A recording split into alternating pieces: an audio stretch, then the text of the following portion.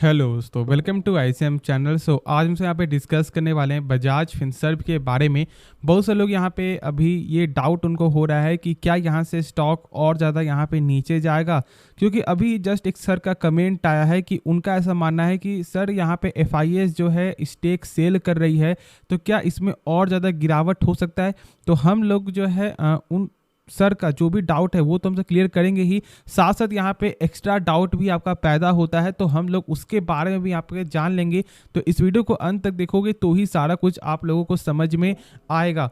बाकी जो भी डाउट है तो आप कमेंट में ज़रूर से पूछना। देखो, सबसे पहले यदि आप इसका प्राइस चेक करोगे तो प्राइस जो यहाँ पे एक फ्लैट ही क्लोजिंग देखने को मिल रहा है, और ये कोई खास बात है नहीं, क्योंकि ऑलमोस्ट लगभग जो है 2-3 महीने से स्टॉक में इसी तरह का यहाँ पे आपको साइड वे चलते हुए दिखाई देगा। साइड वेज तो यहाँ पे चल रहा है, लेकिन बार बार यहाँ पे ये अपने सपोर्ट को ब्रेक डाउन करते करते करते नीचे ही जाते हुए दिखाई दे रहा है, तो कुछ खास फायदा नहीं है। देखो, साइड वेज यहाँ पे क्या बेनिफिट है, क्या लॉसेस है, वो यहाँ पे जान लो।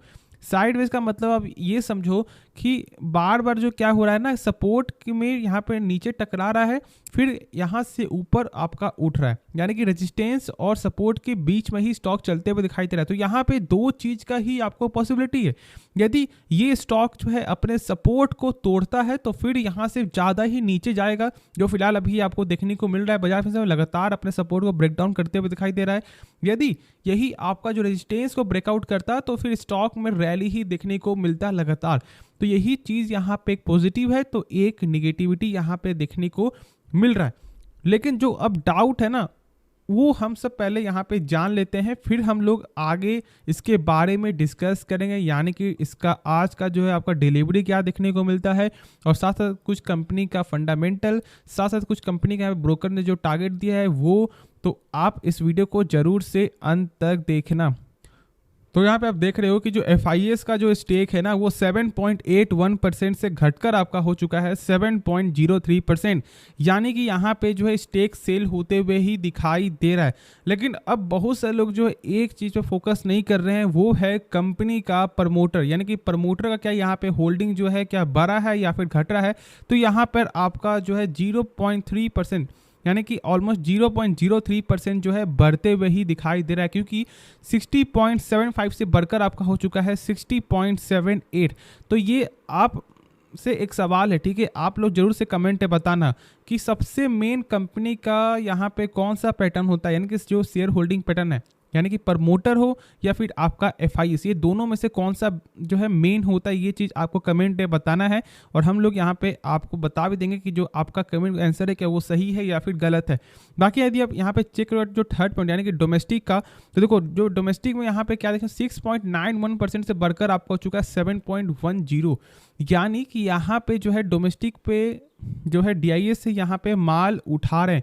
अब ऐसा यहाँ पे क्यों हो रहा है, सबसे पहले यदि आप चेक करोगे तो अभी मार्केट का जो करेंट आपका जो सिनेरियो है ना, उसमें ज़्यादातर स्टॉक में एफआईएस जो है सेल करते हुए दिखाई दे रहा है। बहुत कम ही ऐसा स्टॉक है जिसमें यहाँ पे स्टेक पड़ा है, जैसे कि आपका एचडीएफसी लाइफ में यदि चेक करोगे तो वहाँ पे जो है फॉरेन जो है वो यहाँ पे माल उठा रहे हैं।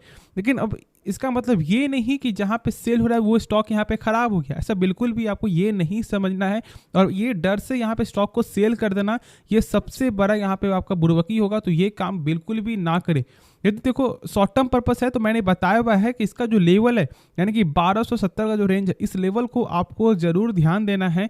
यदि इस लेवल के स्टॉक नीचे जाता है तो फिर और ज़्यादा यहाँ पे करेक्ट होते हुए दिखाई देगा, लेकिन जब तक इसके ऊपर है तो आपको स्टॉप लॉस लगाना है जो है 1270 का। ये एक शॉर्ट टर्म के लिए जो लोग यहाँ पे ट्रेडिंग कर रहे हैं। बाकी लॉन्ग टर्म पर्पस के लिए तो मेरा से ये मानना है कि स्टॉक जितना ज़्यादा डाउन जाएगा उतना ही अच्छा आपको मौका मिलते हुए दिखाई देगा। अब ऐसा नहीं कि यहाँ पे स्टॉक आपको चला जाए 800-900, ऐसा बिल्कुल भी नहीं। ऑलमोस्ट 1200-1100 रेंज में फिर से स्टॉक देखने को मिलता है, तो इसका एक अच्छा वैल्यूएशन में स्टॉक मिलते हुए दिखाई देगा, और उस समय आपको एड ऑन जरूर करना चाहिए। प्लस साथ साथ जानते हो कि इसका Q4 का आपको नंबर भी आने वाला है, जो है आपका 27 अप्रैल को है। लेकिन उससे पहले ही एक बड़ा दिन है, क्योंकि 26 अप्रैल को आने वाला है बजाज फाइनेंस का Q4 नंबर। यदि बजाज फाइनेंस का नंबर सही नहीं आता है तो फिर यहाँ पे प्रेशर बन जाएगा बजाज फिनसर्व में, क्योंकि दोनों ही यहाँ पे ताल्लुक रखता है। क्योंकि यदि बजाज फाइनेंस में गेन तो फिर बजाज फिनसर्व को सपोर्ट मिलेगा, यदि उसमें गिरावट तो फिर बजाज फिनसर्व में भी यहाँ पे गिरावट ही देखने को मिलेगा। अब यदि हम लोग यहाँ पे चेक करें कंपनी जो टोटल एसेट है वो यहाँ पे आपका लगातार जो है बढ़ते हुए दिखाई दे तरह यहाँ आप देख रहे हो, ठीक है। साथ साथ यदि हम तो आगे यहाँ पे देखें तो कंपनी का जो रिजर्व है वो भी यहाँ पे आपका लगातार गेन जो होते हुए दिखाई दे रहा है, जो सबसे खास बात है। लेकिन अब ये होता क्या है, इसके बारे में हम सब यहाँ पे सही से समझते हैं। देखो, इसका जो सिंपल जो आपको जो है ना एक गेन है वो है आपका आरओसी। जो मिक्सचर है ना वो आरओसी ही आपको बता देगा कि क्या share capital plus reserve plus आपका बोरोइंग क्या ये सही नंबर है या फिर नहीं। आरओसी का मतलब ये होता है रिटर्न ऑन कैपिटल इम्प्लॉयड, यानी कि कंपनी यदि अपने ऊपर 100 रुपया लगा रहा है तो यही 100 रुपया एक साल बाद कितना रुपया बन जाता है, तो यहाँ पे बनता है 11% का ग्रोथ है, यानी कि कंपनी का 100 रुपया हो जाता है 111 रुपया। लेकिन ये 1% कम देखने को मिल रहा है, क्योंकि मैंने बताया हुआ है कि किसी भी कंपनी का जो है 12% से ऊपर होना चाहिए आरओसी, और यहाँ पे कम है। लेकिन एक चीज़ आपको जरूर ध्यान देना है कि यहाँ पे आरओसी में गेन है, क्योंकि आरओसी जो था वो लगभग आपको 11% के नीचे था। अब यहाँ पे गेन क्यों हुआ है, क्योंकि जो है रिजर्व आपको बढ़ते हुए दिखाई दिया है। अब जो मैंने बताया था जो ताल्लुक रखता है, यानी कि आरओसी जो ये पैरामीटर है ये आपको बताता है कि share capital plus reserve plus आपका बोरोइंग यानी कि डेप्ट, ये तीनों को जोड़ करके ये नंबर देखने को मिलता है। तो यदि आपको सिंपल में चेक करना है तो बस आप चेक कर लो कि क्या जो आरओसी का जो पैरामीटर है क्या वो 12% के ऊपर है या नहीं।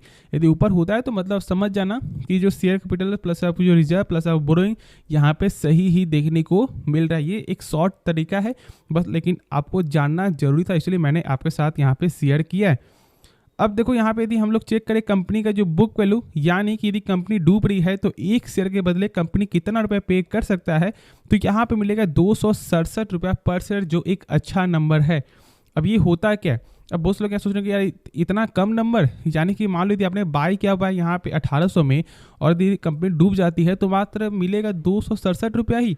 देखो ये चेक होता है करेंट मार्केट प्राइस के हिसाब से, यानी कि जो अभी इसका रेंज है जो 1300 मान लो, ठीक है। तो 1300 का यहाँ पे 20% कितना हो गया 2600, तो ये आपका 2600 में बोल रहा हूँ 260, सॉरी हाँ 2600 हुआ ना, 260 हुआ, तो 260 तक यहाँ पे दिखने को मिल रहा है। यानी कि कंपनी का बुक वैल्यू यहाँ पे अच्छा है, क्योंकि मैंने बताया हुआ है कि मार्केट प्राइस के हिसाब से बुक वैल्यू जो है वो कम से कम तो यहाँ पे 5% से ऊपर होना चाहिए, और यहाँ पे 20% आपको देखने को मिल रहा है।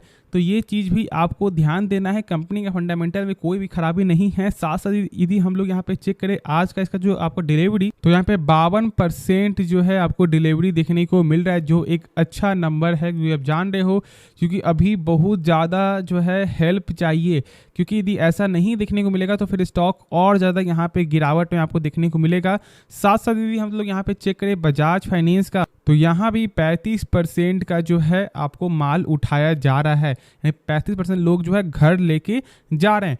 अब जो हम लोगों का जो एक मेन आपका जो डाउट था, नहीं जो मैंने आपको बताया कि देखो आपको FIS का स्टेक ठीक है सेल हो रहा है, लेकिन प्रमोटर यहाँ पे माल उठाते हुए दिखाई दे रहे हैं, तो ये तो आपको बताना ही है कि कौन सा यहाँ पे सही है, कि कौन सा जो बेस्ट ऑप्शन होता है, यदि प्रमोटर का सेल होना या फिर FIS का सेल होना, ये चीज़ आपको कमेंट में बताना ही है। साथ साथ मैं आपको बता दूँ कि जो और सब जो सवाल पैदा हो रहा है, यानी कि क्या हम लोग यहाँ पे शॉर्ट टर्म के लिए क्या स्टॉक को सेल कर दें, नहीं ऐसा बिल्कुल नहीं करना है। जो मैंने बताया लेवल आपको 1270 का, वो लेवल को आपको जरूर यहाँ पे ध्यान देना है। यदि उस लेवल के ऊपर रहता है स्टॉक, फिलहाल कोई भी दिक्कत नहीं होगा, तो इस चीज़ को आपको ध्यान देना है। होप ये वीडियो पसंद आया होगा। बाकी इस वीडियो में यदि आपको कुछ भी सीखने को मिला, जरूर से इस चैनल को आप सब्सक्राइब कर सकते हो और इस वीडियो को लाइक करना यदि आपको ये वीडियो पसंद आए। तो मिलते हैं नेक्स्ट वीडियो में, तो तब तक के लिए धन्यवाद।